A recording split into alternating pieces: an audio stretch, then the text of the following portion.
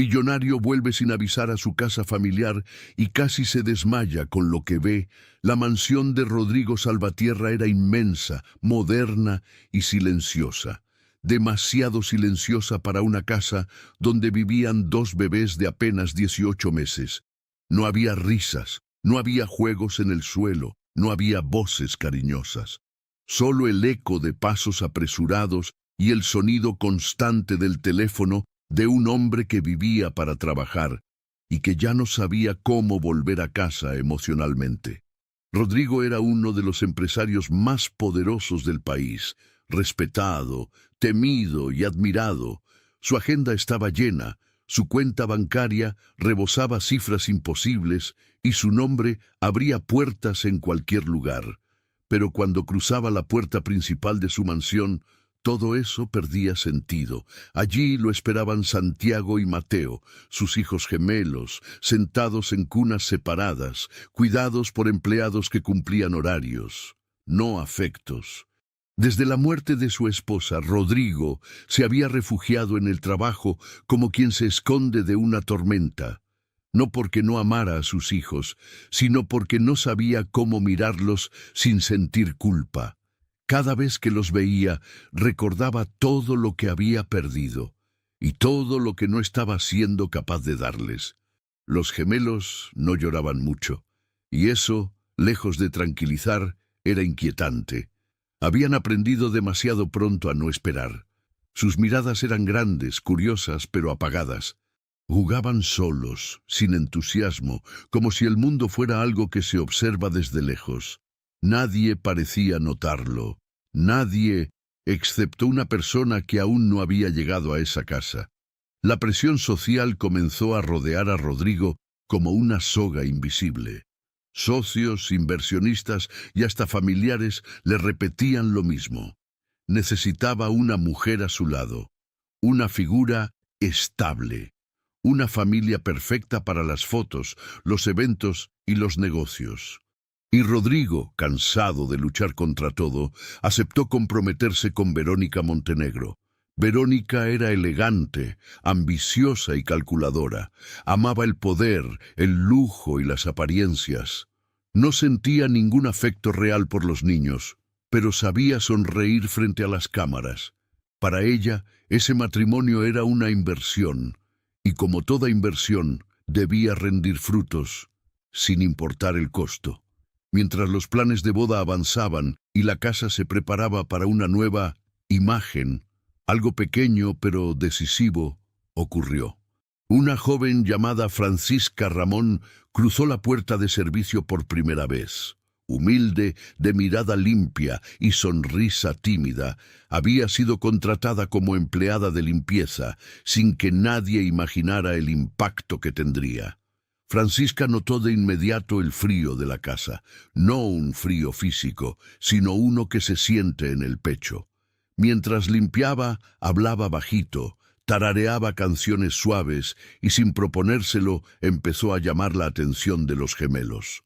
Ellos la miraban fijamente, como si algo en ella les resultara familiar. Seguro, la primera sonrisa ocurrió sin testigos importantes. Santiago soltó una risa pequeña cuando Francisca le hizo un gesto torpe con un trapo. Mateo la imitó segundos después. Fue un momento breve, casi invisible, pero fue el primer quiebre en una casa acostumbrada a la ausencia emocional. Lo que nadie sabía aún era que mientras Francisca llenaba la casa de vida y los niños empezaban a despertar emocionalmente, alguien más planeaba algo oscuro. Un futuro dueño de esa mansión estaba preparando una trampa cruel, con cámaras ocultas, mentiras y traición. Y cuando todo saliera a la luz, nada volvería a ser igual. Francisca comenzó a notar que los gemelos reaccionaban a su presencia incluso antes de verla. Bastaba con que su voz se escuchara en el pasillo para que Santiago levantara la cabeza y Mateo se girara en la cuna. No era magia ni técnica, era constancia. Ella estaba allí todos los días, a la misma hora, con la misma paciencia, sin exigir nada a cambio. Mientras limpiaba la sala, Francisca se sentaba unos minutos en el suelo, sin tocar juguetes caros ni dispositivos electrónicos. Hablaba con palabras simples, describiendo colores, sonidos y gestos cotidianos. Los niños la observaban atentos, como si el mundo, por primera vez, estuviera siendo explicado de una forma amable. Rodrigo apenas coincidía con ella. Llegaba tarde, salía temprano, y cuando estaba en casa, permanecía absorto en llamadas y correos. Sin embargo, empezó a notar algo distinto sin saber por qué. Los gemelos ya no estaban tan rígidos. Dormían mejor. Sus miradas seguían movimientos con más curiosidad. Ese cambio sutil lo desconcertó. Verónica, en cambio, lo notó de inmediato. Observaba desde lejos con una sonrisa ensayada que no alcanzaba a los ojos. Ver a los niños responder a alguien que no era ella le resultaba incómodo.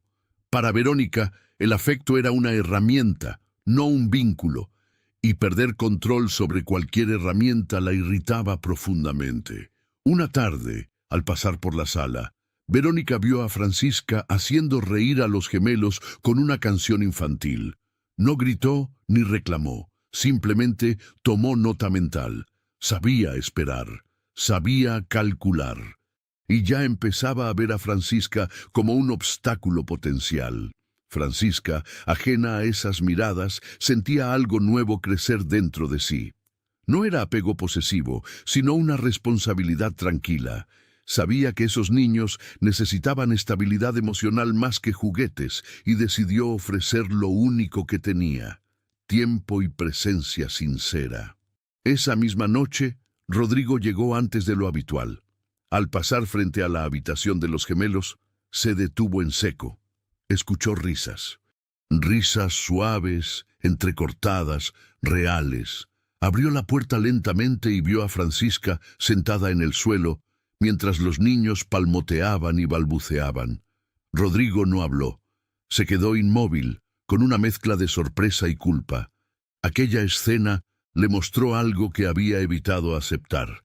Mientras él se ausentaba por miedo y cansancio, alguien más había logrado entrar en el mundo de sus hijos sin esfuerzo ni condiciones. Francisca se levantó al verlo nerviosa, pidiendo disculpas por haberse excedido. Rodrigo negó con la cabeza. No encontró palabras, solo observó a sus hijos, vivos, atentos, distintos, y por primera vez en mucho tiempo sintió que quizá aún estaba a tiempo de cambiar algo. Desde la escalera, Verónica observó la escena completa sin ser vista. Sus labios se tensaron. Comprendió que si no actuaba pronto, perdería influencia. Y cuando Verónica sentía que algo se le escapaba de las manos, siempre respondía del mismo modo, planeando en silencio. Verónica no necesitó confirmar nada con palabras. La escena que había visto desde la escalera fue suficiente para activar todas sus alarmas. No le molestaba que los gemelos rieran, le molestaba no ser ella la razón. En su mundo, el afecto debía obedecer jerarquías, y Francisca estaba rompiendo una regla no escrita. Al día siguiente, Verónica comenzó a mostrarse más presente en la casa. Aparecía en la sala, daba instrucciones innecesarias y fingía interés por los niños solo cuando alguien la observaba. Sus caricias eran breves, medidas, casi ensayadas. Los gemelos respondían poco. Su atención volvía siempre hacia Francisca, incluso cuando ella intentaba mantenerse al margen. Rodrigo notó el cambio de actitud de su prometida. Algo en su forma de moverse por la casa le resultaba forzado, como si actuara para un público invisible. Sin embargo, aún no estaba listo para confrontar. Llevaba años evitando conflictos emocionales, y romper esa costumbre requería más valor del que todavía sentía tener. Francisca percibió la tensión sin entender del todo su origen. La encargada del personal empezó a darle indicaciones contradictorias, reduciendo el tiempo que pasaba cerca de los gemelos. Nadie se lo decía directamente, pero el mensaje era claro. Debía volver a ser invisible. Aún así, cada vez que Francisca entraba a la habitación, los niños reaccionaban con entusiasmo. No era dependencia, era reconocimiento. Esa respuesta espontánea la conmovía y, al mismo tiempo, la hacía sentir vulnerable. Sabía que cualquier paso en falso podía costarle el trabajo.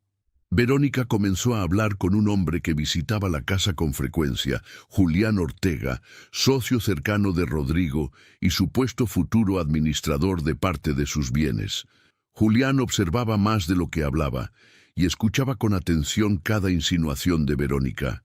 Entre ambos empezó a formarse una alianza silenciosa. Julián tenía sus propios intereses. Desde hacía tiempo, veía a Rodrigo como un hombre fácil de manipular, cansado, distraído, emocionalmente ausente. La idea de una familia perfecta era el escenario ideal para avanzar en sus planes sin levantar sospechas. Mientras tanto, Rodrigo volvió a llegar temprano una noche y se quedó observando a sus hijos dormir. Notó detalles que antes ignoraba. La forma en que se buscaban con la mirada, cómo se tranquilizaban cuando escuchaban la voz de Francisca. Algo dentro de él comenzó a cambiar lentamente, como una grieta en una pared que parecía sólida. Francisca, al salir de la habitación, se cruzó con Verónica en el pasillo. No hubo palabras, solo una sonrisa fría y una mirada calculadora. Francisca sintió un escalofrío. Entendió que, sin quererlo, había entrado en un terreno peligroso. Esa noche, mientras la casa se sumía en el silencio, dos planes comenzaron a avanzar en direcciones opuestas. Uno nacido del cuidado genuino y la esperanza de sanar, y otro tejido con ambición, cámaras ocultas y traición. Y ambos estaban a punto de chocar. La mansión parecía funcionar con normalidad, pero debajo de esa calma artificial algo comenzaba a moverse. Verónica había aprendido a sonreír mientras planeaba, a mostrarse correcta mientras calculaba. Para ella, cada persona era una pieza, y cada gesto una oportunidad. Francisca, con su presencia genuina, se había convertido en una variable incómoda que debía ser eliminada. Julián Ortega empezó a visitar la casa con más frecuencia, siempre con la excusa de asuntos legales o financieros. Se movía con soltura como alguien que ya se siente dueño de lo que aún no le pertenece. Observaba todo: horarios, rutinas, cámaras existentes, puntos ciegos. Nada escapaba a su atención. Verónica y Julián conversaban en voz baja, lejos del personal. No hablaban directamente de Francisca al principio, sino de riesgos, de imagen y de la necesidad de proteger los intereses de Rodrigo. Poco a poco, esas palabras se transformaron en un plan concreto: provocar una situación que hiciera ver a Francisca como una amenaza. La cámara oculta fue instalada una tarde cualquiera, aprovechando una supuesta revisión técnica. Nadie sospechó nada. Nadie excepto Francisca, que sintió una incomodidad inexplicable al notar un objeto nuevo apuntando hacia la sala donde solía jugar con los gemelos. No dijo nada. No tenía pruebas, solo intuición. Rodrigo, absorbido por el trabajo, no percibió los cambios sutiles. Sin embargo, algo dentro de él seguía despertando. Cada vez que veía a sus hijos tranquilos, conectados, sentía una mezcla de gratitud y responsabilidad que lo empujaba a quedarse más tiempo en casa. Francisca empezó a actuar con más cautela. Ya no cantaba tan libremente ni se sentaba tanto tiempo en el suelo. Aún así, los gemelos seguían buscándola. Esa conexión, lejos de debilitarse, parecía fortalecerse, como si los niños percibieran el peligro antes que los adultos. Verónica observaba con impaciencia. Sabía que la trampa debía activarse pronto. No podía permitir que Rodrigo se encariñara más con esa imagen de hogar real, imperfecto pero vivo. Su objetivo no era solo deshacerse de Francisca, sino asegurar su lugar definitivo como futura dueña de la casa y del poder que venía con ella. Julián le aseguró que todo estaba bajo control. Bastaría un momento malinterpretado, un ángulo equivocado, una escena sacada de contexto. La cámara se encargaría del resto. En su mundo, la verdad siempre era moldeable. Esa noche, Francisca volvió a casa con el pecho apretado. Dudó por primera vez de sí misma. Se preguntó si había sido ingenua, si había cruzado límites invisibles, pero cada duda se disipaba al recordar las sonrisas de los gemelos. Eso le daba fuerzas para seguir. Sin saberlo, todos estaban ya dentro de la trampa. Verónica y Julián creían tener el control. Rodrigo comenzaba a despertar demasiado tarde y Francisca, sin poder ni respaldo, se preparaba para enfrentar la prueba más dura de su vida, una que pondría a prueba no solo su empleo, sino su dignidad y su capacidad de superación. El día comenzó como cualquier otro, pero el aire dentro de la mansión estaba cargado de una tensión invisible. Verónica se movía con una calma estudiada, demasiado perfecta para ser natural. Julián, por su parte, apareció temprano, fingiendo revisar unos documentos en la oficina de Rodrigo, mientras en realidad observaba cada movimiento de Francisca. Francisca llegó con el corazón inquieto. No sabía explicar por qué, pero sentía que algo estaba por suceder. Aún así, decidió no dejar que el miedo la dominara. Saludó a los gemelos con la misma dulzura de siempre, sentándose con ellos unos minutos antes de comenzar sus tareas. Santiago y Mateo reaccionaron de inmediato. Se acercaron a ella, balbuceando sonidos alegres, buscando su atención. Francisca sonrió, pero esta vez miró alrededor con cautela. Notó la cámara apuntando directamente hacia ellos. Su estómago se encogió. Fue entonces cuando Verónica apareció en la sala, fingiendo sorpresa. Con voz suave, pero mirada filosa, le pidió a Francisca que la ayudara a acomodar unas cajas pesadas cerca del sofá. La instrucción parecía inocente, pero estaba cuidadosamente planeada. Mientras Francisca se inclinaba para mover una de las cajas, Mateo perdió el equilibrio y cayó sentado al suelo. No fue un golpe fuerte ni peligroso. El niño no lloró. Pero la cámara captó el momento exacto desde un ángulo engañoso. Verónica reaccionó de inmediato, alzando la voz con dramatismo exagerado. Gritó el nombre de Rodrigo fingiendo preocupación, acusando a Francisca de descuido. Julián apareció segundos después, como si hubiera estado esperando ese instante. Francisca se quedó paralizada. No entendía qué estaba ocurriendo. Se arrodilló junto a Mateo, comprobando que estaba bien, intentando calmarlo, pero sus palabras quedaron ahogadas por las acusaciones que comenzaban a tomar forma. Rodrigo llegó corriendo, confundido, alarmado por los gritos. Lo que vio fue una escena incompleta, distorsionada por la prisa y el miedo.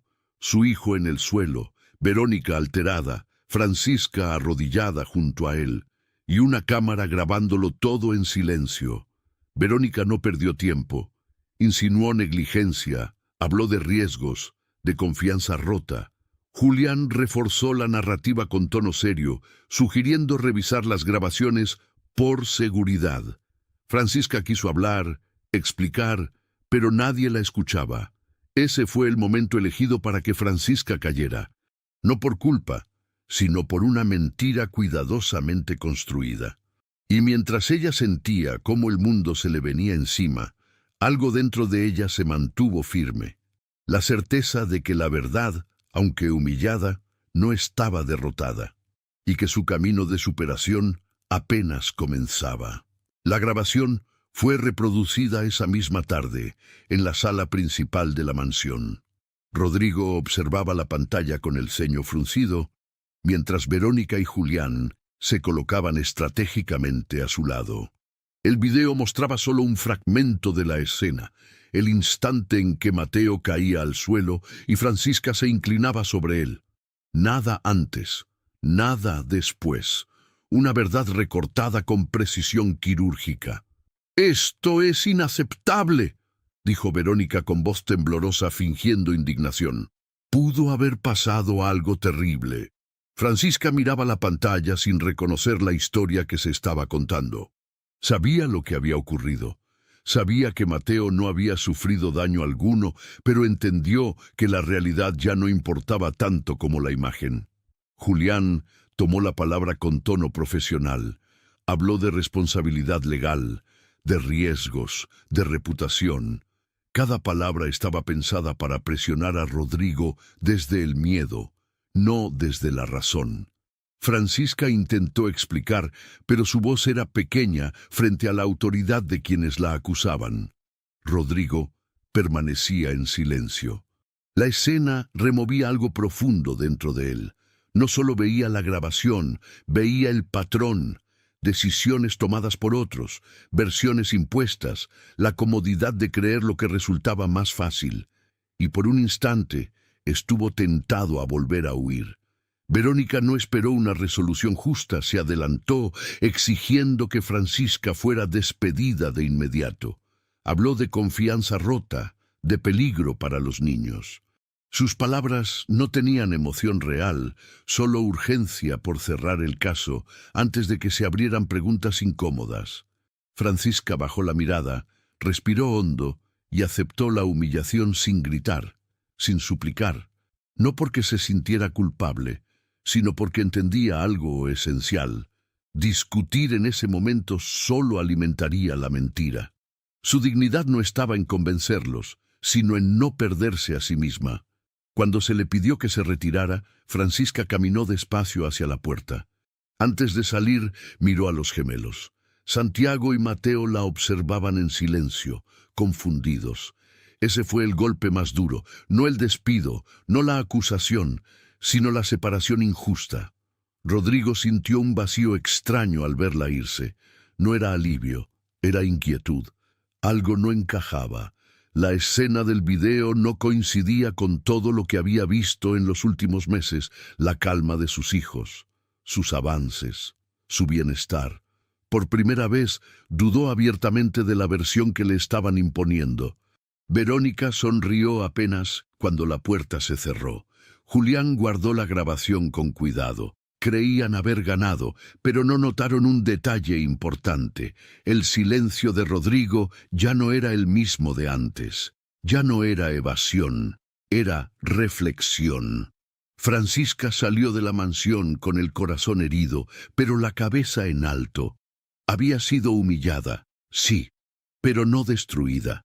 Mientras caminaba sin mirar atrás, tomó una decisión silenciosa. No permitiría que esa injusticia definiera su valor. Su camino de superación no terminaría allí. Apenas estaba comenzando. La casa volvió a sentirse enorme tras la partida de Francisca, no por el espacio sino por la ausencia. Los pasillos parecían más largos, el silencio más pesado. Rodrigo lo percibió desde la primera noche, cuando regresó del trabajo y no encontró esa energía tranquila que, sin darse cuenta, había empezado a esperar. Santiago y Mateo fueron los primeros en manifestar el cambio. Despertaban más inquietos, rechazaban juguetes y lloraban sin razón aparente. Las niñeras intentaron calmarlos siguiendo rutinas estrictas, pero nada funcionaba. El vínculo que habían perdido no podía reemplazarse con horarios ni protocolos. Rodrigo comenzó a quedarse más tiempo en casa, impulsado por una culpa creciente. Se sentaba junto a los gemelos, intentaba jugar, hablarles, imitarlos. A veces respondían, otras no. Y en esos silencios, Rodrigo sentía con claridad la magnitud de su ausencia pasada. Verónica observaba con incomodidad. La escena no coincidía con el hogar perfecto que había imaginado. Los niños no mejoraban, Rodrigo estaba más distante de ella y la casa no se sentía en control. Empezó a mostrarse impaciente, culpando al exceso de sensibilidad de los gemelos. Julián, por su parte, insistía en que todo era cuestión de tiempo. Le recordaba a Rodrigo que había tomado la decisión correcta, que no podían permitirse errores con la imagen pública ni con la seguridad legal. Su tono era calmado. pero algo en su mirada delataba urgencia. Una noche, Rodrigo despertó sobresaltado por el llanto de Mateo. Corrió a la habitación y lo encontró de pie en la cuna, con los brazos extendidos hacia la puerta. No decía palabras, pero su cuerpo pedía algo específico. Rodrigo lo tomó en brazos, y por primera vez el niño no se calmó de inmediato. Ese rechazo momentáneo fue devastador. Rodrigo entendió que el problema no era la falta de amor, sino la falta de confianza. Había permitido que alguien que ofrecía seguridad emocional fuera expulsado sin escuchar, y ahora el vacío estaba cobrando su precio. Verónica intentó intervenir, tomar a Mateo, imponer calma. El niño se tensó. Rodrigo la observó con atención y notó algo que antes había ignorado. Su cercanía no tranquilizaba, solo ordenaba. No había calidez, solo control. Esa noche, cuando la casa finalmente quedó en silencio, Rodrigo volvió a pensar en la grabación. La recordó cuadro por cuadro. Por primera vez se preguntó qué había pasado antes de la caída, qué no le habían mostrado, qué había aceptado sin cuestionar. El vacío que dejó la mentira comenzó a abrirle los ojos. Rodrigo entendió que la superación no empezaría despidiendo culpables, sino enfrentando su propia responsabilidad, y esa comprensión, aunque dolorosa, fue el primer paso para desmontar la trampa que había permitido construir dentro de su propia casa. Rodrigo no pudo volver a concentrarse en el trabajo como antes. Algo se había roto, y no en la casa, sino dentro de él. Las llamadas ya no lo distraían, los números ya no le daban refugio. Cada vez que intentaba volver a su antigua rutina, la imagen de Mateo estirando los brazos hacia una puerta que ya no se abría, se imponía con una claridad insoportable. Comprendió que no estaba enfrentando solo una injusticia reciente, sino años de evasión acumulada. Esa misma semana, Rodrigo decidió revisar personalmente el sistema de cámaras de la mansión. No lo anunció, no pidió ayuda. Lo hizo de noche, cuando la casa dormía y el silencio dejaba espacio para pensar. Avanzó grabación por grabación, deteniéndose en detalles que antes había ignorado. Ángulos, cortes, momentos abruptamente omitidos. Y cuanto más observaba, más evidente se volvía algo inquietante. El video que había condenado a Francisca no estaba completo. Rodrigo retrocedió la grabación una y otra vez. Notó una interrupción breve, casi imperceptible, segundos antes de la caída de Mateo. Un corte limpio, demasiado preciso para ser casual. Su respiración se volvió pesada. Por primera vez no sintió miedo, sintió vergüenza. Vergüenza por haber aceptado una versión cómoda sin hacer preguntas. Vergüenza por haber permitido que la autoridad reemplazara a la verdad. Mientras tanto, lejos de la mansión, Francisca comenzaba su propio proceso de reconstrucción. El despido había sido humillante, sí, pero no la había quebrado. Volvió a caminar por calles conocidas, a espacios modestos, a una vida sin lujo pero con dignidad intacta. Lloró en silencio las primeras noches, no por el trabajo perdido, sino por los niños, pero cada mañana se levantaba con la misma decisión, no dejar que la injusticia la definiera. Francisca aceptó trabajos temporales, limpiezas por horas, tareas invisibles que nadie agradecía.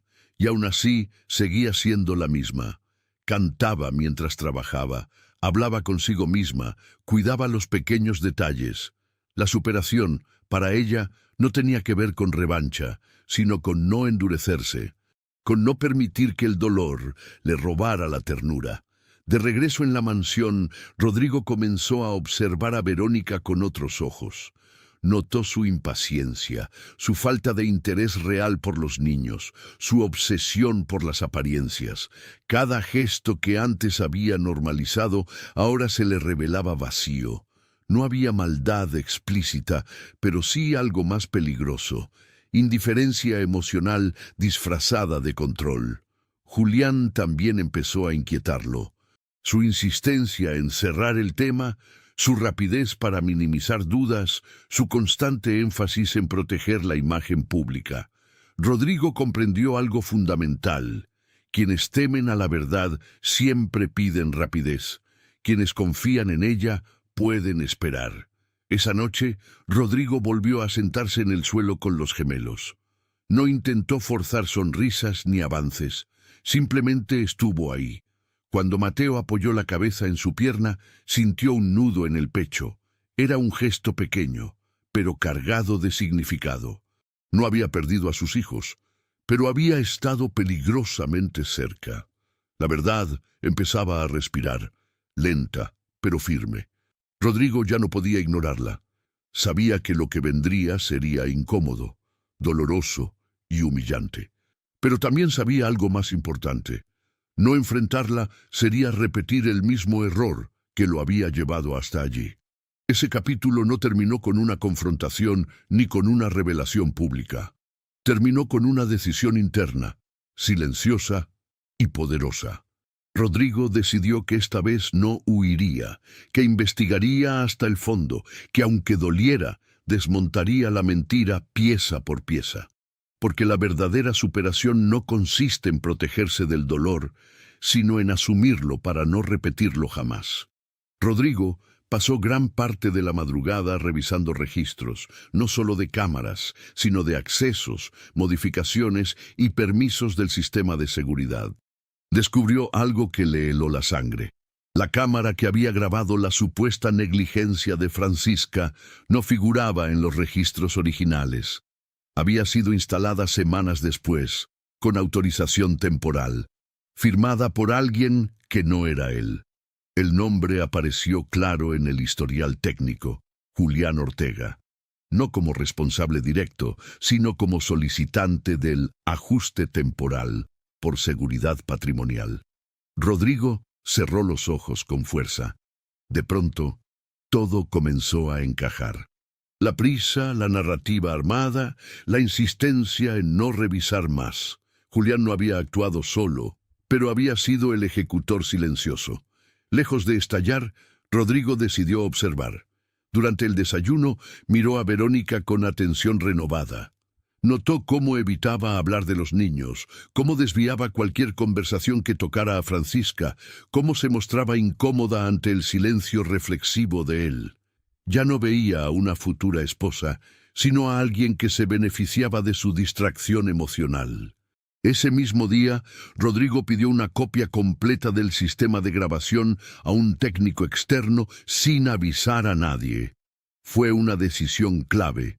Cuando revisaron los archivos originales, apareció lo que había sido borrado: los minutos previos a la caída de Mateo. En ellos se veía con claridad a Verónica moviendo las cajas, dando la orden, creando la situación. Rodrigo no sintió rabia inmediata.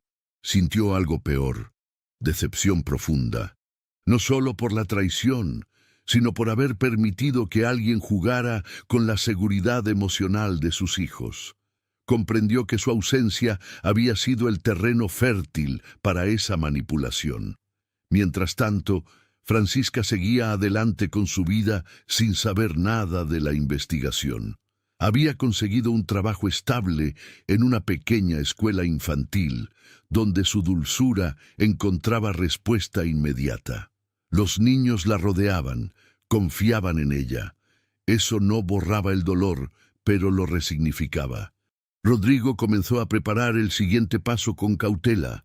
No confrontaría impulsivamente. Sabía que Verónica y Julián eran expertos en girar las versiones a su favor.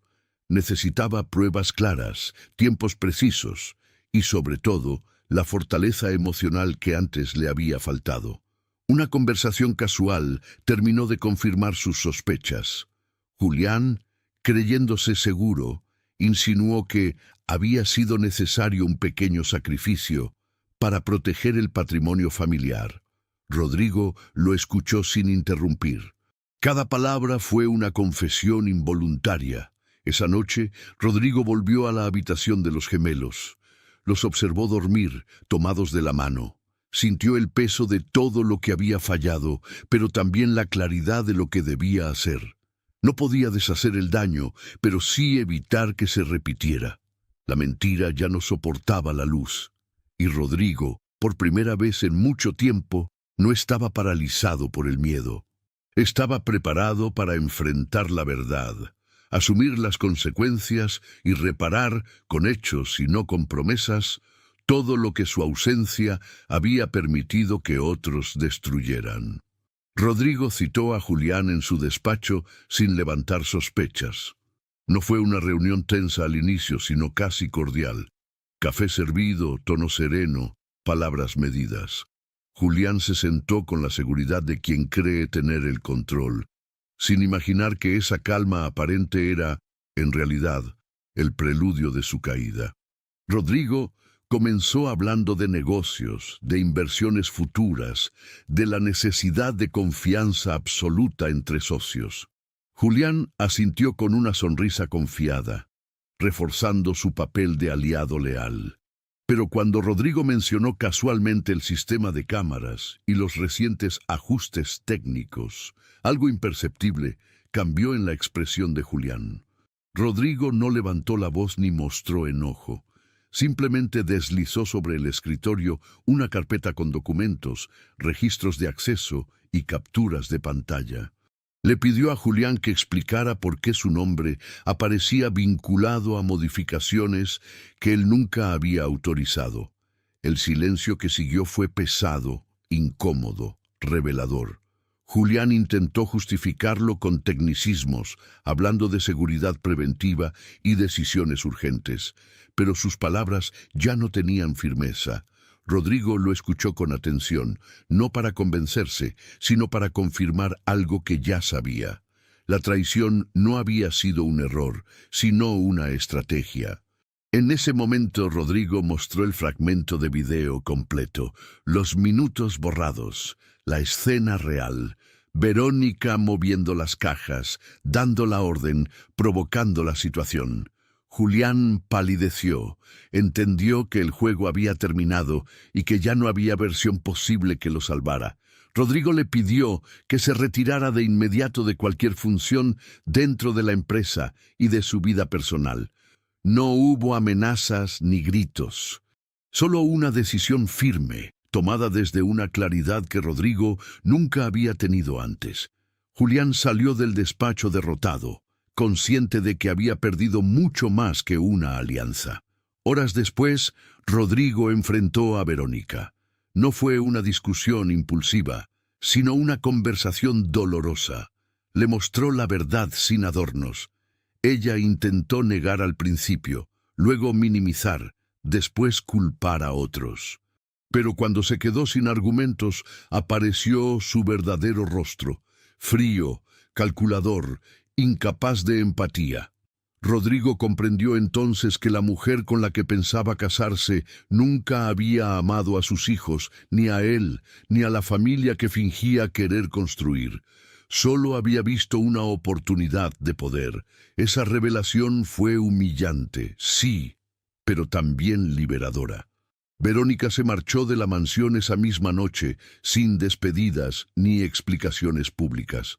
Rodrigo no sintió alivio inmediato. Sintió tristeza por el tiempo perdido, por las señales ignoradas, por haber puesto a sus hijos en riesgo emocional. Pero esa tristeza ya no lo paralizaba. La traición, al quedar expuesta, dejó un silencio distinto en la casa. Un silencio limpio, sin mentiras.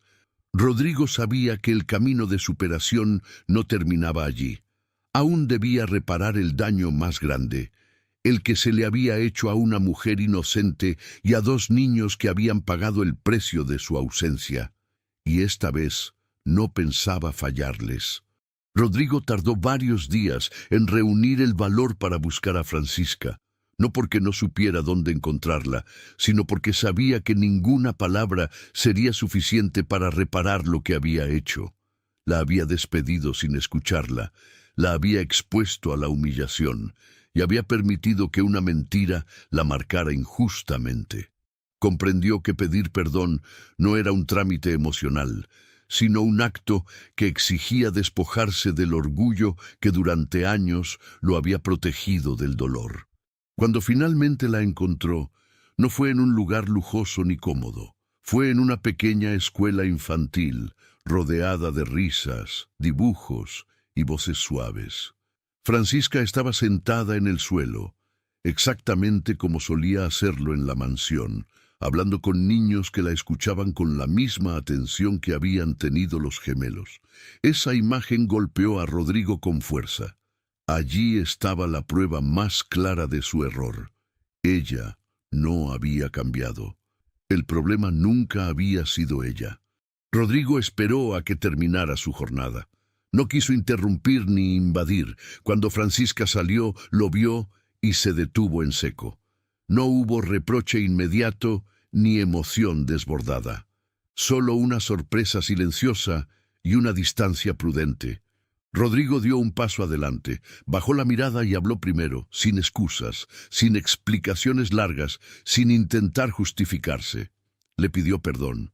No por el despido solamente, sino por no haberla escuchado, por haber dudado de su integridad, por haber permitido que otros decidieran por él. Reconoció su cobardía emocional, su ausencia, su facilidad para aceptar versiones cómodas. Cada palabra salió pesada, honesta, sin adornos. Francisca escuchó en silencio, con el corazón apretado, pero sin interrumpir. Cuando Francisca respondió, no lo hizo con enojo ni con superioridad moral. Habló con calma, con dignidad.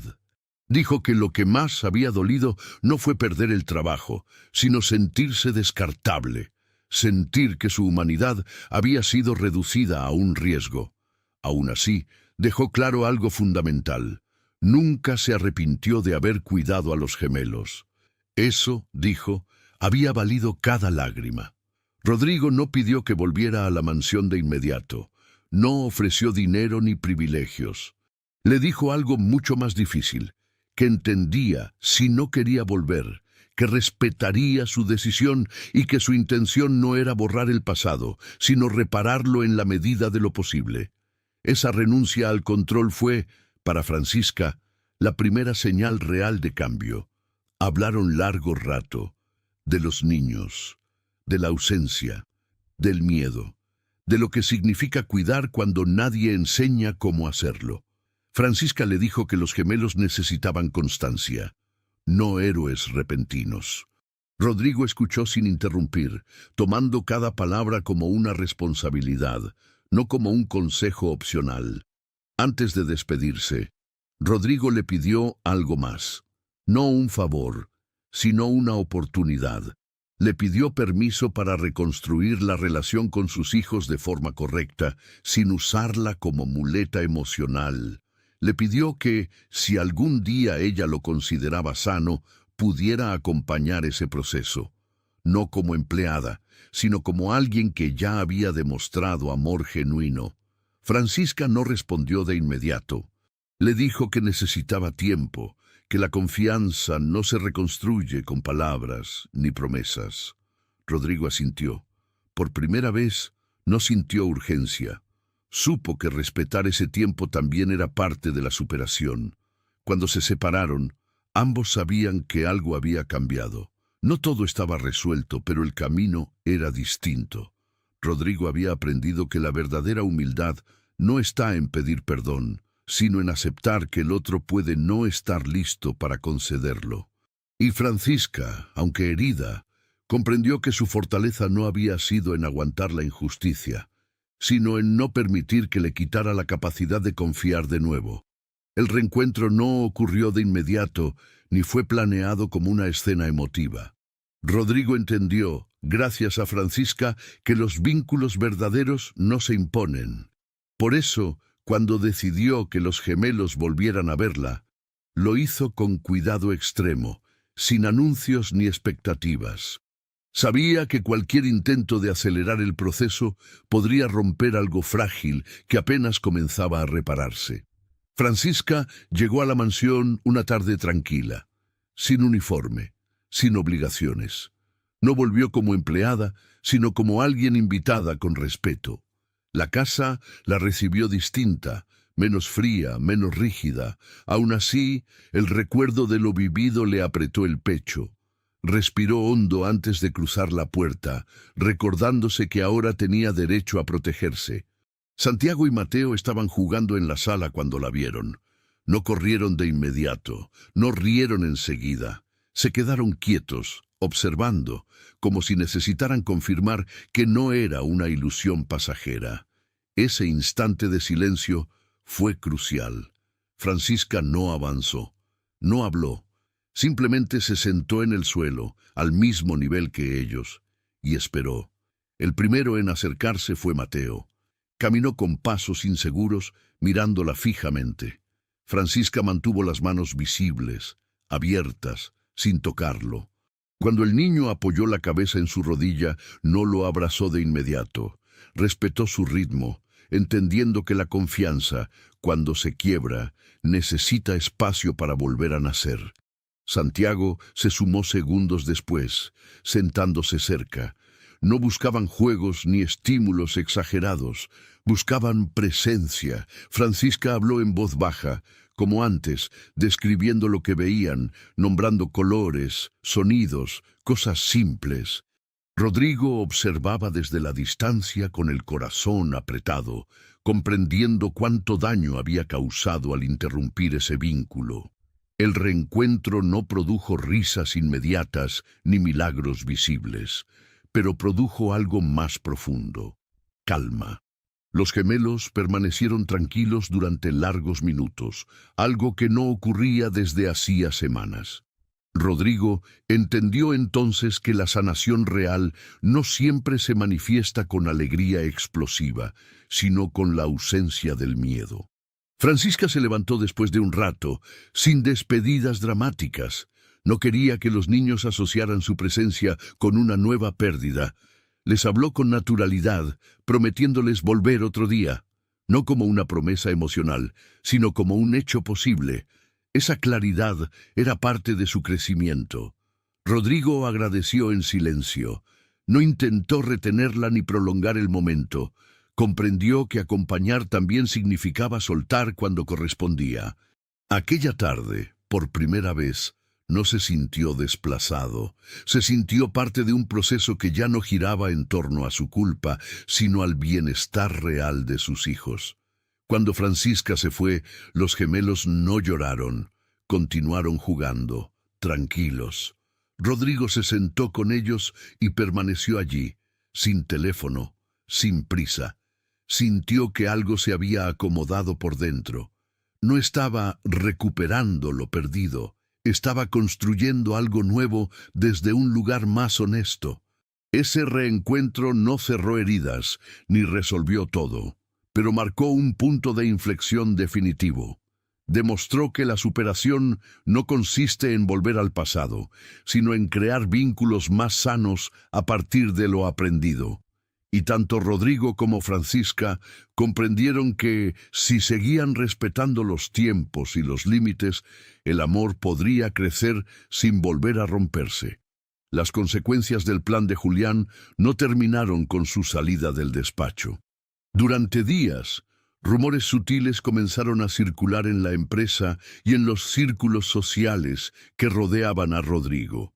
Comentarios ambiguos, insinuaciones sobre decisiones apresuradas y dudas sembradas con precisión quirúrgica. Julián sabía perder, pero también sabía dañar antes de caer del todo. Y ese último coletazo buscaba protegerse, aun si implicaba ensuciar a otros. Rodrigo lo supo casi de inmediato. Recibió llamadas de socios inquietos, mensajes velados de personas que nunca preguntaban directamente, pero dejaban caer sospechas. Durante años habría optado por el silencio, por dejar que el poder y el tiempo acomodaran las cosas. Esta vez no. Esta vez comprendió que callar sería volver a fallar. Convocó a una reunión extraordinaria, no para justificar números ni decisiones financieras, sino para hablar de algo que jamás había puesto sobre la mesa: ética. Mostró los registros completos, las grabaciones originales, los cortes manipulados y las autorizaciones falsas. No adornó la historia. Reconoció su propia negligencia, su ausencia, su responsabilidad al no cuestionar a tiempo. El impacto fue inmediato. Julián quedó expuesto no solo como traidor, sino como alguien dispuesto a utilizar a niños y a una mujer humilde para avanzar en sus ambiciones. Las consecuencias legales comenzaron a tomar forma, pero para Rodrigo eso ya no era lo principal. Lo que importaba era que la verdad, por fin, había salido a la luz sin maquillajes. Ese mismo día, Rodrigo pidió algo más difícil que una investigación. Pidió justicia simbólica. Exigió que se limpiara públicamente el nombre de Francisca, no como gesto de caridad, sino como reparación mínima por el daño causado. Dejó claro que su silencio inicial había permitido la humillación y que ahora le correspondía corregirlo con hechos. Francisca se enteró de todo por terceros. Al principio no supo cómo reaccionar. No buscaba reconocimiento ni venganza, pero comprendió algo importante. Aceptar esa reivindicación no era orgullo, era dignidad. Era permitir que la mentira no siguiera definiendo su historia.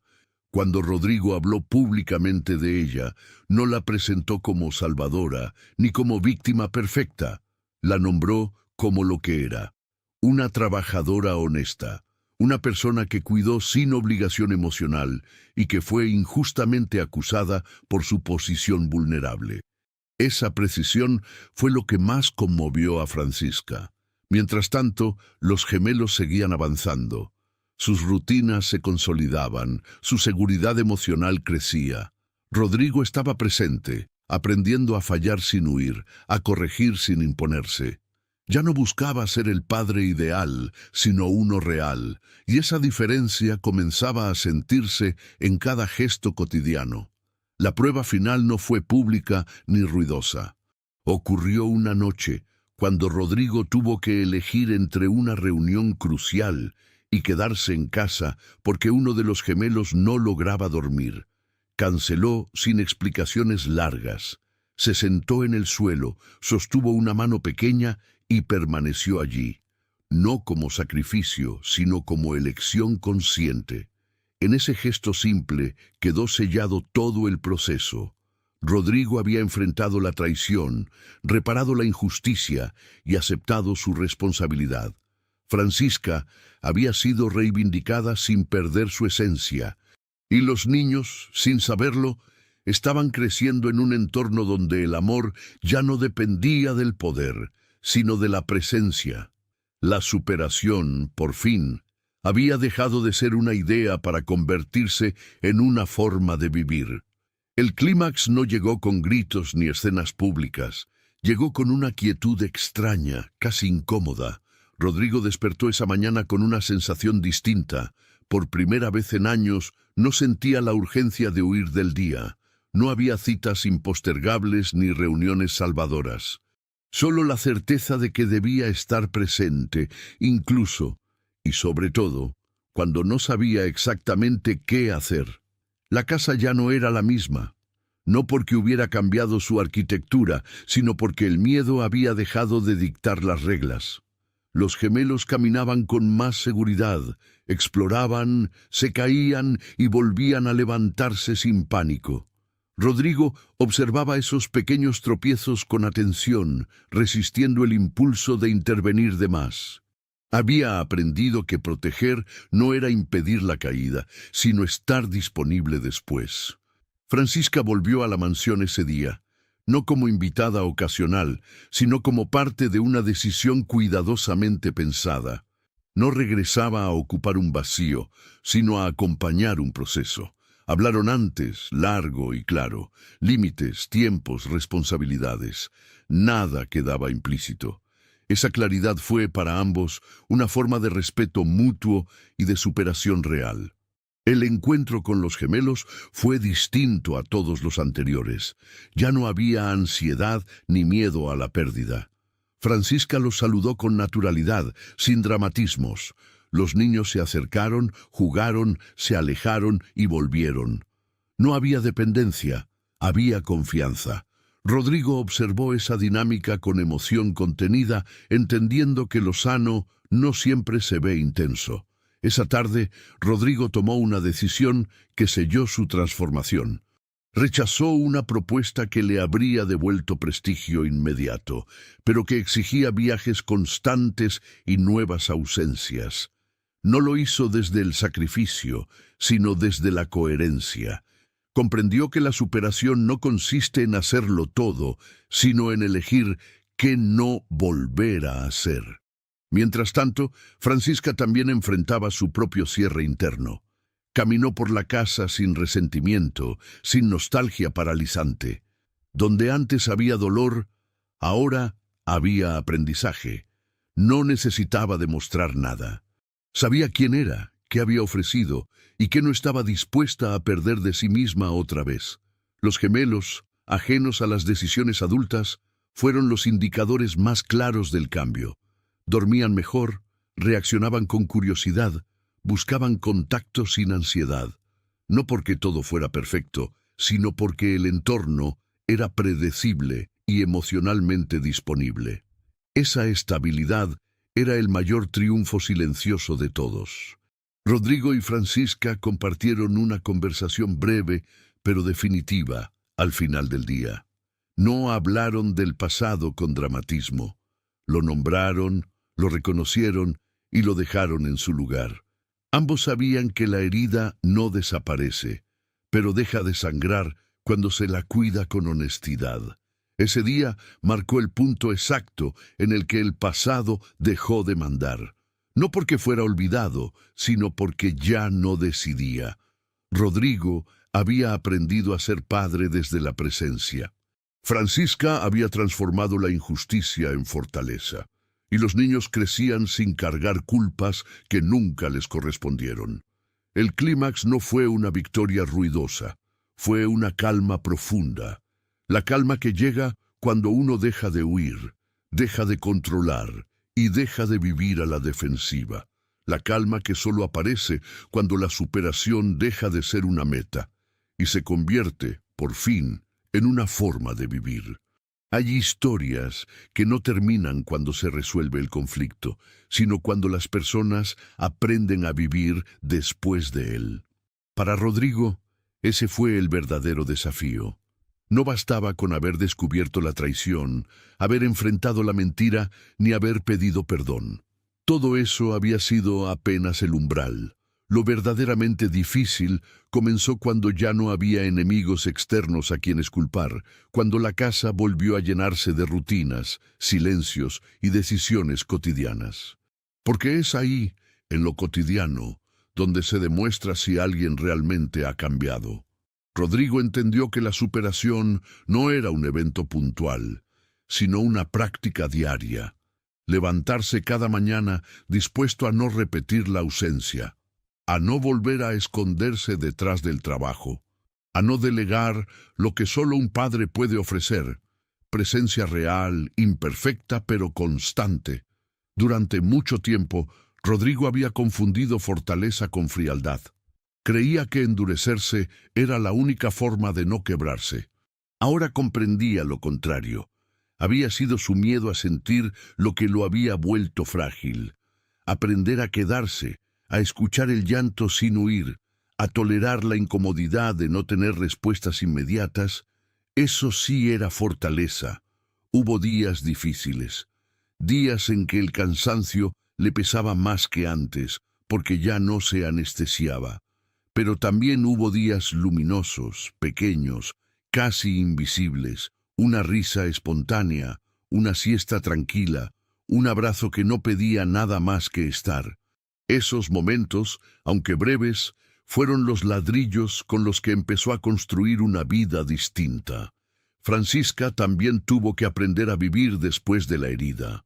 La reivindicación pública no borró el dolor, ni la humillación, ni las noches de duda, pero le devolvió algo esencial, la posibilidad de cerrar sin resentimiento. Ella no volvió a la mansión para saldar cuentas pendientes, sino para acompañar un proceso que ahora era distinto. Había aprendido, a fuerza de injusticia, que cuidar no significa sacrificarse hasta desaparecer, que amar no implica aceptar cualquier trato. Su superación no fue quedarse por necesidad, sino elegir quedarse desde un lugar nuevo, más consciente, más justo consigo misma. Y esa elección, silenciosa y firme, fue uno de los actos más valientes de toda esta historia. Los gemelos crecían ajenos a las palabras grandes, pero profundamente sensibles a los gestos. Sus cuerpos hablaban por ellos. Dormían mejor, exploraban sin miedo, se calmaban con mayor facilidad, no porque alguien los hubiera arreglado, sino porque el entorno había cambiado, porque el amor dejó de ser intermitente, porque la casa dejó de ser un espacio de control y se transformó poco a poco en un lugar de contención. Rodrigo comprendió entonces algo que lo marcó para siempre. Los niños no necesitan padres perfectos, necesitan adultos disponibles, adultos que se equivoquen y regresen, que prometan menos y cumplan más, que estén. El pasado no desapareció, las pérdidas no se borraron, las cicatrices no se cerraron mágicamente, pero dejaron de gobernar. Y eso lo cambió todo. Rodrigo ya no vivía reaccionando al miedo, sino eligiendo desde la conciencia. Francisca ya no caminaba con la sensación de ser descartable, y los niños ya no cargaban silencios que no les pertenecían. La superación, en ese sentido, no fue olvidar, sino integrar. Darle al dolor un lugar donde no ahogara el presente. Permitir que la vida continuara sin traicionar lo vivido. Esta historia no habla de villanos caricaturescos ni de finales perfectos. Habla de algo mucho más cercano. Cómo el poder, cuando no se revisa, puede volverse ciego. Cómo la ambición puede justificar atrocidades pequeñas, pero devastadoras. Y cómo una persona aparentemente insignificante, una empleada humilde, sin recursos ni respaldo, puede convertirse en el punto de quiebre que obligue a todos a mirarse de frente. Francisca no salvó a esa familia por ser extraordinaria. Lo hizo por no haber apagado su humanidad en un sistema que la invitaba a ser invisible. Rodrigo aprendió tarde, pero aprendió, y eso también importa. Aprendió que el éxito sin vínculos es una forma elegante de soledad, que el dinero no protege del vacío, que ninguna imagen pública compensa la ausencia privada, y sobre todo aprendió que pedir perdón no basta si no va acompañado de cambios reales. Su superación fue renunciar a la comodidad de siempre tener razón, fue aceptar que había fallado, fue elegir distinto aun cuando nadie lo obligaba. Tal vez lo más poderoso de esta historia no sea lo que ocurrió en la mansión, sino lo que resuena fuera de ella. Porque todos, en algún momento, hemos sido Rodrigo, ausentes, distraídos, huyendo de algo que duele. O hemos sido Francisca, vulnerables, injustamente juzgados, intentando no endurecernos. O incluso hemos sido esos niños, esperando que alguien se quede un poco más. La superación empieza cuando dejamos de preguntarnos quién tuvo la culpa y empezamos a preguntarnos qué estamos dispuestos a cambiar. La vida no ofrece segundas oportunidades perfectas, ofrece segundas oportunidades reales. Incómodas, lentas, exigentes. Esta familia no se reconstruyó de un día para otro, ni sin errores, pero eligió no rendirse. Eligió la presencia sobre la apariencia, el cuidado sobre el control, la verdad sobre la comodidad. Y esa elección, repetida una y otra vez, fue lo que permitió